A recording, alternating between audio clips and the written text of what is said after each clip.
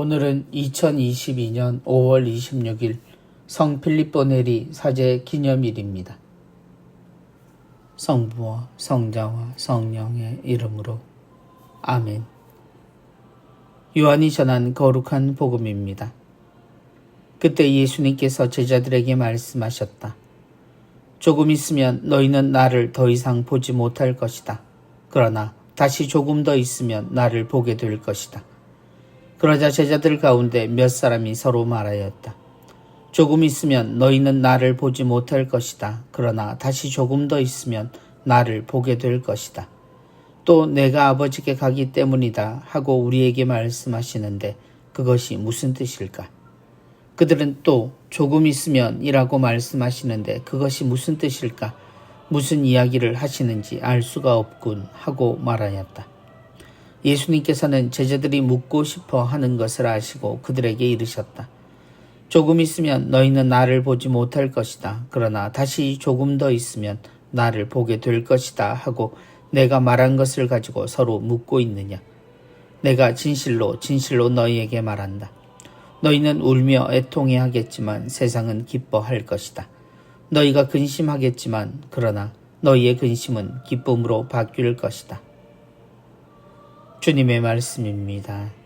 그리스도님 찬미합니다.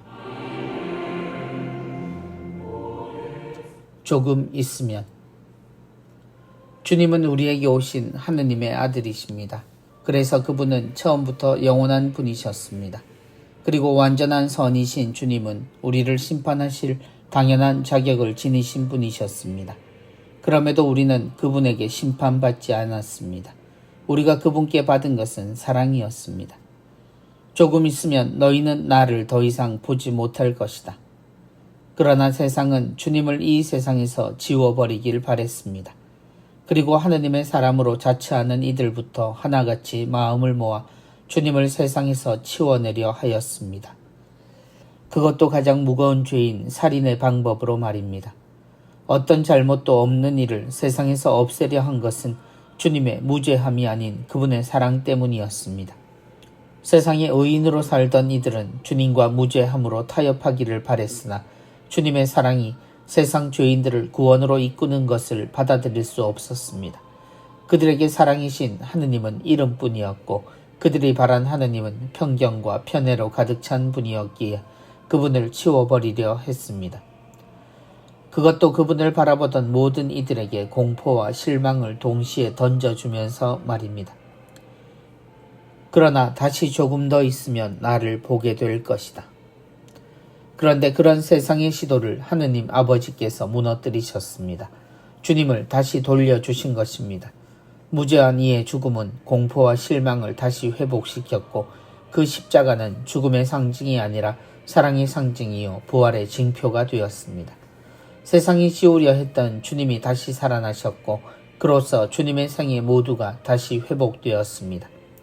제자들은 그렇게 스승을 찾았고 진리도 참된 삶도 완전하게 되었습니다. 그 조금의 시간에 주님은 우리 곁을 떠나시고 다시 찾으셨습니다.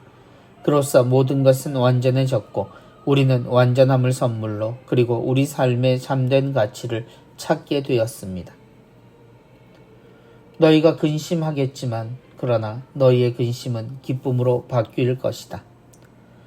주님이 세상을 떠나셨을 때 십자가의 주범들은 기뻐했을 겁니다. 세상의 정의가 무너지고 선이 사라지는 것을 바라는 이들도 함께 즐거워했을 겁니다. 그러나 하느님은 그들의 덫으로 세상 질서를 바로 세우셨습니다. 죽음은 부활로 뒤집혔고 위선자들의 의로움은 살인자들의 민낯으로 드러났습니다. 세상은 영악했지만 하느님은 그들의 의도마저 당신의 사랑을 만천하에 알리는 방법으로 사용하셨습니다. 결국 그렇게 조금의 차이로 하느님은 승리하셨습니다. 성부와 성자와 성령의 이름으로 아멘.